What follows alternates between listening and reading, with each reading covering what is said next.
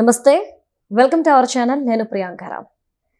విజయ diaries అంటే ఇటు తెలుగు రాష్ట్రాలు కావచ్చు, లేదంటే ఇతర రాష్ట్రాల్లో కావచ్చు, ఈ విజయ డైరీస్ డైరీ ఉత్పత్తులు ఏవైతే ఉన్నాయో చాలామంది చాలా నమ్మకంగా కొనుక్కుంటారు. కానీ జగన్మోహన్ రెడ్డి గారు వచ్చిన తర్వాత తిరుమల తిరుపతిలో కల్తీ నెయ్యి గురించి చూసాము. ఈ తర్వాత ఇప్పుడు విజయ డైరీస్కి సంబంధించి ఎలా కల్తీ చేశారు, ఎక్కడో గుజరాత్లో తయారు చేసి తెలంగాణలో ఏపీలను అమ్మిన విధానం కావచ్చు. ఈరోజు అమిత్ రెడ్డి గారు, Telangana dairy development corporation chairman Amit Reddy గారు చెప్పేంత వరకు కూడా ఎవ్వరికీ తెలియదు.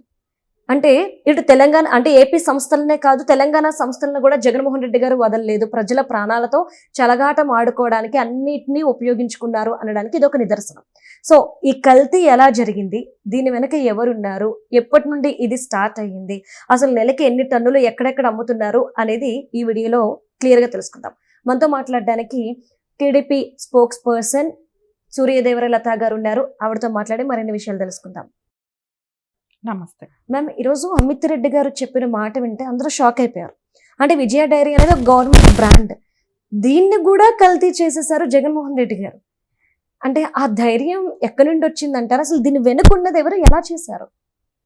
జగన్మోహన్ రెడ్డి గారు అంటే ఏదైనా ఇప్పటి వరకు అనుకునేది ఓన్లీ ఆంధ్రప్రదేశ్కే నష్టం జరిగింది అనేది ఇప్పటి వరకు అందరూ మాట్లాడుకున్న విషయం. కానీ ఇప్పుడు కొత్తగా తెలంగాణకు కూడా నష్టం జరిగింది, నేనే కాదు ఏ రాష్ట్రానైనా చెడగొడతాను అన్నట్టు తయారు చేశారు. నేను ఉండేది ఆంధ్రాలోనే కాబట్టి ఆంధ్రానే చెడగొడుతున్నాను అని అనుకోకండి, పక్క రాష్ట్రమైన తెలంగాణలో కూడా నేను చేయగలిగినంత చేస్తానన్నట్టే చేసినట్టున్నారు. ఇక్కడ చూస్తే పాల ఉత్పత్తి అనేది ప్రతి పిల్లల దగ్గర నుంచి నెయ్యి అనేది చిన్న గోరు ముద్దలు పెట్టే దగ్గర నుంచి నెయ్యి వాడతారు పిల్లలకి. సో అలాంటి వాటిల్లో కూడా ఇంత కల్తీ చేస్తారనేది అయితే ఎవరు ఎక్స్పెక్ట్ చేయరు. అంటే గతంలో 5 ఏళ్ళగా ఇప్పుడు జగన్మోహన్ రెడ్డి గారు సీఎంగా ఉన్నప్పుడు అంతా ఫ్రాంచైజీలు అంతా కూడా అంటే ప్రైవేట్ వ్యక్తులకి ఇచ్చేసేయటం, మొత్తం ప్రైవేటీకరణ చేసేసారనమాట. విజయ డైరీ ఇదంతా కూడా ఆయనకి సంబంధించిన వాళ్ళకి ప్రైవేటీకరణ చేయటం కానివ్వండి, విజయ డైరీ నుంచి మేఘనా వాళ్ళు తీసుకోవటం, వాళ్ళ దగ్గర నుంచి ప్రైవేట్ ఫ్రాంచైజీ కింద అందరికీ ఇచ్చేయటం కానివ్వండి. అది కల్తీ కూడా ఏంటంటే గుజరాత్కి పంపించటం.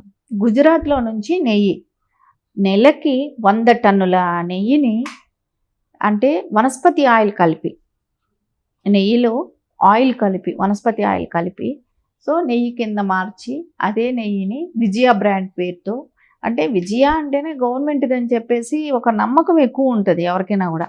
అలాంటి విజయ బ్రాండ్లోనే వీళ్ళు ఇలా చేశారు అని అంటే ఈరోజు గుత్తా అమిత్ రెడ్డి గారు వచ్చి బయట వచ్చి చెప్పే వరకు కూడా ఎవరు కూడా కనుక్కోలేకపోయారట్టు అయింది కదా. అంటే జగన్మోహన్ రెడ్డి ఏదైనా చేయగలుగుతారన్నట్టే చేసేసారు. అసలు తినే తిండిలో కూడా పిల్లలకి పెడతారనే ఒక ఆలోచన కూడా లేకుండా పాలల్లో కూడా ఇంత కల్తీ చేస్తారని అయితే ఎవరూ ఎక్స్పెక్ట్ చేయలేదు. అది కూడా కాదు, నేను దేవుడి దగ్గరే కాదు పిల్లలు తాగే పాలల్లో కూడా కల్తీ చేయగలుగుతామన్నట్టు నిరూపించినట్టే అంటే కనపడుతుంది. దోచుకు తినడానికి ఏపీ రాష్ట్రం ఉంది కదా అనుకునే కన్నా తెలంగాణను కూడా దోచుకు తినాలని చెప్పేసి అనుకున్నారు. ఎందుకంటే అక్కడ నుండి వచ్చినంత తెలంగాణలోనే కదా అమ్మారు. అదే ఈ రోజున తెలంగాణ రాష్ట్రంలో హైదరాబాద్ అనేది క్యాపిటల్ సిటీ, ఇక్కడ చాలా జనసంచారం ఎక్కువ ఉంటుంది. దగ్గర 1 కోటి మంది వరకు ఇక్కడే నివసిస్తూ ఉన్నారు. ఇలాంటి ఒక నగరాన్ని ఎంచుకోవటం అనేది అంటే ఆదాయ మార్గంగా చూశాడు ఇక్కడ. సో ప్రజల ప్రాణాలకిను వాళ్ళ ఆరోగ్యానికి ఎలాంటి ఇది లేదు.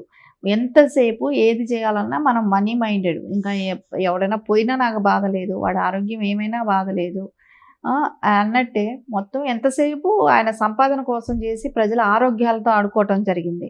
ఈ రోజున పక్క రాష్ట్రంలో కూడా జగన్మోహన్ రెడ్డి గారి హయాంలో ఇలా జరిగింది అని చెప్పేసి వాళ్ళు ఈరోజు ప్రెస్ మీట్లు పెట్టి మరీ చెప్తున్నారు. అంతే కదా, ఇప్పుడు ప్రెస్ మీట్ పెట్టి వాళ్ళు ఇంత నిర్భయంగా వాళ్ళు ఒక అమిత్ రెడ్డి గారు ఏం సాధారణ వ్యక్తి కాదు. అలాంటి ఆయన ఒక మాట చెప్పాలన్నప్పుడు ఆలోచిస్తారు కదా, ముందు ఫుల్ డీటెయిల్స్ ఉంటాయి కదా, డీటెయిల్స్ ఉంటేనే కదా చెప్తారు. కానీ ఆ టైంలో ఏం జరిగింది, ఎందుమూలన ఎట్లా జరిగింది ఏంటి అనేది మొత్తం బహిరంగంగా ఓపెన్గా బయట చెప్తున్నారు ఈ రోజున.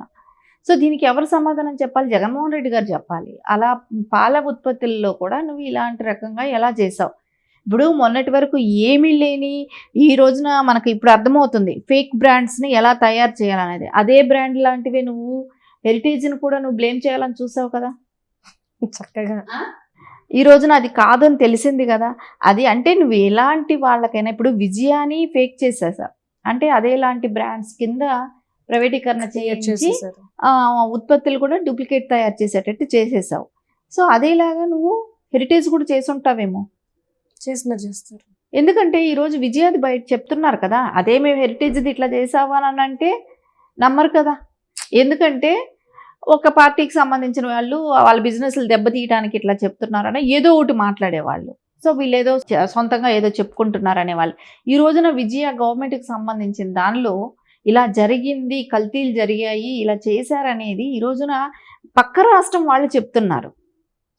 సో దానిలో తెలుస్తుంది కదా నిజమేంటి అనేది. ఎంత పరువు నష్టం యా, ఏపీకి పరువు నష్టం ఒకటి, రేపు పొద్దున ప్రజల ఆరోగ్యం దెబ్బతింటాం కానివ్వండి. మేడం. అంటే నాకు చిన్న డౌట్ మేడం. ఇప్పుడు అమిత్ రెడ్డి గారు ఒక మాట అన్నారు, జగన్మోహన్ రెడ్డి గారు ఏవైతే ఈ గవర్నమెంట్ది ప్రైవేట్ ఫ్రాంచైజీలకు ఇచ్చారో అక్కడ నుండి కల్తీ అంతా జరుగుతూ వచ్చింది, ఆ ప్రొడక్ట్స్ తెలంగాణలో అమ్మారు అని చెప్పేసి అన్నారు. వీళ్ళు స్నేహంగా ఉన్నారన్న విషయం అందరికి తెలుసు కాబట్టి అంత మొత్తంలో డైరీ ఉత్పత్తులు ఇక్కడ అమ్మగలిగారు అంటే బీఆర్ఎస్ సపోర్ట్ ఉందా? బీఆర్ఎస్ అన్నీ కూడా ఇప్పుడు జగన్మోహన్ రెడ్డి ఏం చేసినాను పక్క రాష్ట్రంకి వెళ్ళి వీళ్ళు సపోర్ట్ చేసిన వాళ్ళే కదా. కేసీఆర్ గారు కావచ్చు, కేటీఆర్ గారు కావచ్చు. కానీ ఆ రోజున ఇప్పుడు ఈ రోజున అమిత్ రెడ్డి గారు చెప్తున్నారు, ఆ రోజున వాళ్ళు ఎందుకు కనిపెట్టలేకపోయారు అంటే ప్రజల ప్రాణాలని కూడా, అంటే ఫుడ్ కల్తీ జరుగుతుంది ఇక్కడ, డైరీ అన్నీ కల్తీ జరుగుతున్నాయి అనేది ఎందుకు గుర్తించలేకపోయారు? అంటే పక్క నుంచి ఏదొచ్చినా కూడా పర్లేదు, జగన్మోహన్ రెడ్డి గారు కదా సీఎం, సో ఆయనకి తప్పుగా అనిపించదు కాబట్టి ఇట్లాంటివన్నీ వీళ్ళకి కూడా తప్పుగా అనిపించవు. సో ఇద్దరు కలిసి చేశారేమో. ఇప్పుడు ఈ రాష్ట్రంకి వచ్చినప్పుడు ఈ రాష్ట్రంలో ఫుడ్ క్వాలిటీ గురించి, ప్రజల గురించి ఎవరు పట్టించుకోవాలి? ఆ రోజున ఉన్న సీఎంకి, వాళ్ళకి, ప్రభుత్వానికి ఉంటుంది. కానీ ఆ రోజున వాళ్ళు పట్టించుకోలేదు కదా. సో పట్టించుకోపోవటానికి కారణం ఏంటి? సో ఇద్దరు కుమ్మక్కయ్యే చేసి ఉంటారు అంతే. దీనిలో వేరే ఆలోచన ఏమీ లేదు. ఇద్దరికీ కూడా ఎంతసేపు ఏంటంటే ఈయనెంత తెలంగాణను దోచుకుందామా, ఆయనంత ఆంధ్రప్రదేశ్ని దోచుకుందామా, ఇద్దరం కలిసి జాయింట్గా 2 రాష్ట్రాలు ఎలా దోచుకుందాం. సో దీని మీదే పని జరిగింది. సో ఖచ్చితంగా ఆ రోజున కేసీఆర్ గారికి కూడా తెలిసే ఉంటుంది. సో తెలిసినా కూడా సో ఇంకా ఆయన దోస్తు, ఆయన శిష్యుడు ఆయనే చెప్తున్నారు కదా. సో ఆయన సీఎం అవ్వాలని వీళ్ళు చాలా కష్టపడ్డారు. అవన్నీ కష్టపడిన దానికి రుణం తీర్చుకుంటున్నారు కదా. ప్రజల ప్రాణాలతో చెలగాటమాడారు. ఇద్దరికి తెలిసే జరిగింది, ఇద్దరు కావాలనే చేశారు. సో ఇక్కడ వాళ్ళకి ఉద్దేశం ఏంటంటే సంపాదన ఓన్లీ వెనకేసుకోవడం కోసం ప్రజలను కూడా ప్రాణాలు కూడా పణంగా పెట్టి వాడారు. అంటే మేడం నాకు అర్థం కానిది ఏంటి అంటే ప్రజల్ని దోచుకొని ఏం చేద్దామని ఏదో రోజు బయటకు వచ్చింది. ఈరోజు వృద్ధులు, పిల్లలు తాగే పాలని అంటే మందు కల్తీ చేశారు, తర్వాత కళ్ళును కల్తీ చేసేసారు, ఇప్పుడేమో పాలను కల్తీ చేసేసారు. అంటే జనాభా చచ్చిపోయినా పర్లేదు, వాళ్ళ మీద వచ్చే డబ్బులు నేను తినాలి అని చెప్పి అనుకునేదాన్ని. అంటే ఇప్పుడు నెలకి 100 టన్నులు అన్నప్పుడు ఎంత ఇన్కమ్ రెవెన్యూ వచ్చి ఉంటుంది? ఈ రెవెన్యూ అంతా ఎంత భాగస్వామ్యం వీళ్ళకి, ఇలాంటి కల్తీలు జరిగిన దానికి వీళ్ళకి ఎంత భాగస్వామ్యం వెళ్ళింది అనేది ఖచ్చితంగా మనకి ఇక్కడ అర్థమవుతుంది. అదే వీళ్ళకి చిన్న పిల్లల, వృద్ధుల, ఇంకోటనే లేదు, దాని మూలన మెడికల్ పరంగా ఇంకెంత ఆదాయం వస్తుందని చూసే రకంగా ఉన్నారు. మనకు అదే అర్థమవుతుంది. ఇప్పుడు ఒక అనారోగ్యంతో పడ్డారనుకోండి, దాని మూలన ఇంకెంత రెవెన్యూ జనరేట్ అవుతుందేమో, సో మెడికల్ పరంగా ఇంకెంత వస్తుందో, ఈ రకంగా అంటే ఒకదానికి లింక్ పెట్టుకొని ప్రజల ప్రాణాలతోనే చెలగాటమాడినారు ఇద్దరు కలిపే. ఆ రోజున ఇద్దరు బీఆర్ఎస్ఏ కావచ్చు, అటుపక్క వైసీపీఏ కావచ్చు, ఇద్దరు కలిసి ప్రజల ప్రాణాలతో చెలగాటమాడారు. రైట్. Thank you so much. నమస్తే.